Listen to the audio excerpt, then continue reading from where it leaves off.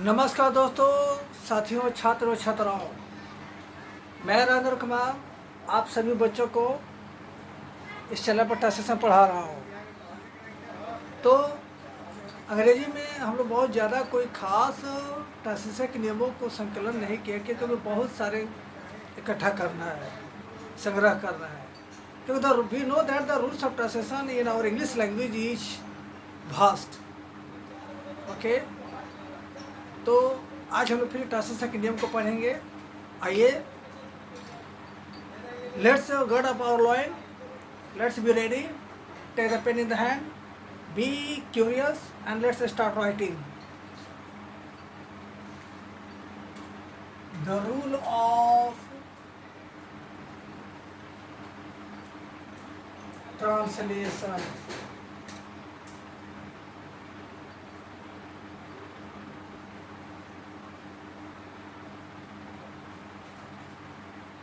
There are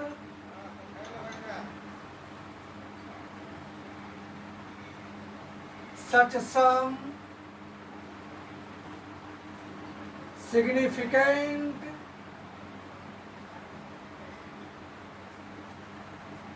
sentences of Hindi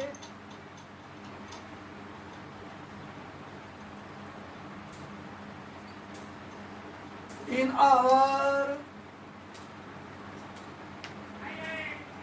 Hindi language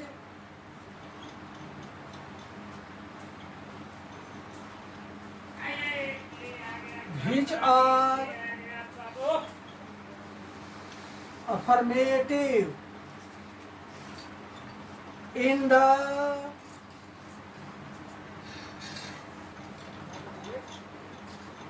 present and past tenses. They refer to a kind of emphasis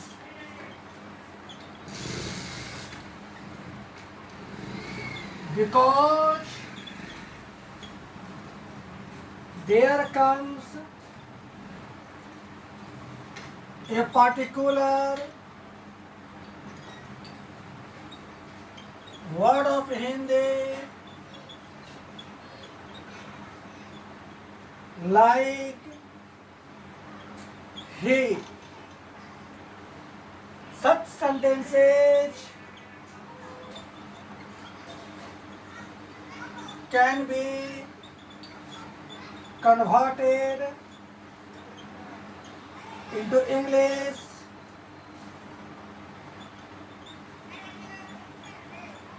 as follows.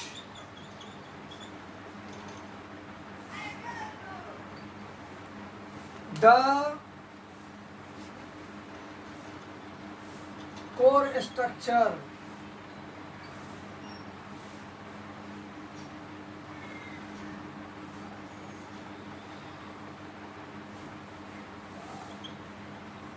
it plus is was plus noun or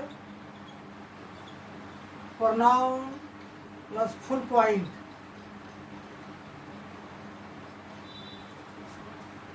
Questionnaire.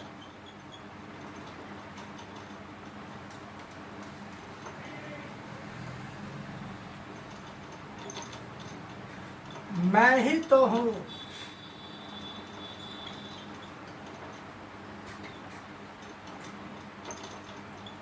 आप ही तो थे।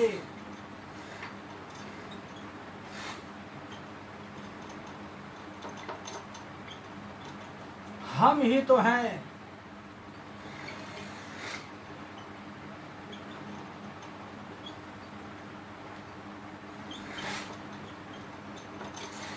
राधा ही तो थी।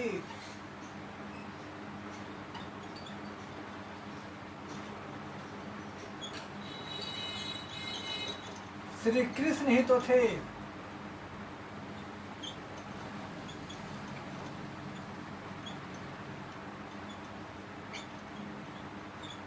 अन्नू ही तो है।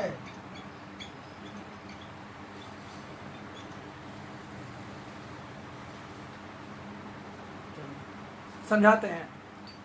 हमारे हिंदी बोलचाल के भाषा में हिंदी के बहुत से ऐसे वाक्य होते हैं जो कि लोग पढ़ते हैं, बोलते हैं, लिखते हैं और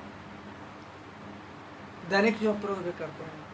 वाक्य मुख्य रूप से अफर्मेटिव होता है, अर्थात सकारात्मक होता है, और वाक्य वर्तमान काल में भी होते हैं और भूतकाल में भी होते हैं। होता क्या है कि वाक्य में हिंदी के खास शब्द आ जाता है और वो खास शब्द है ही।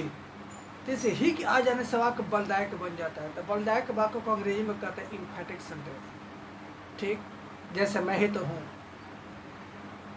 मैं ही तो था, सलोनी ही तो थी, आकाश ही तो है। तो इस तरह के वाक्य अगर हम बोलते हैं तो इससे ये अभिप्राय होता है कि किसी खास शब्द को बोले दबा देकर बोला जा रहा है या लिखा जा रहा है। तो ऐसे वाक्यों को बनाने के लिए क्या करेंगे? वाक्य यदि वर्तमान काल में होगा तो लिखेंगे इट इज, और यदि वाक्य भूतकाल में होगा तो लिखेंगे इट वाज। उसके बाद यदि नाउन होगा तो नाउन के जो के तो लिखेंगे, यदि प्रॉपर नाउन होगा तो कैपिटल लेटर्स लिखेंगे।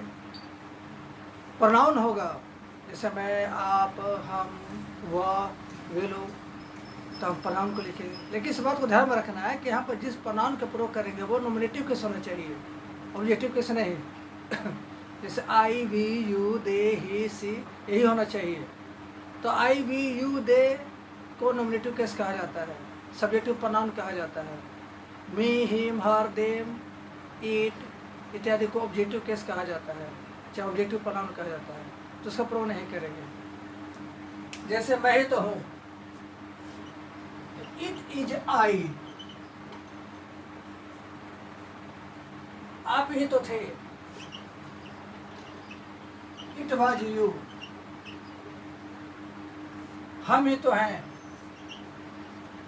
इट इज वी, राधा ही तो थी, इट वाज राधा, श्री कृष्ण ही तो थे, इट वाज लॉर्ड कृष्णा।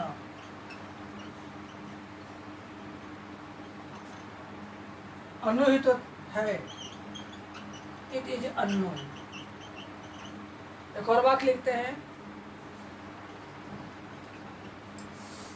सलोनी ही तो थी,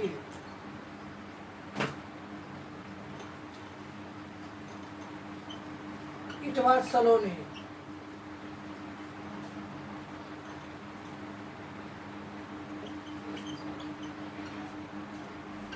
सौंदर्य ही तो है,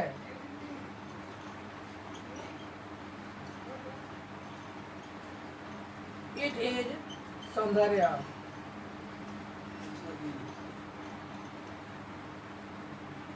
फिर हम लोग अगला टसर के नियम को पढ़ेंगे।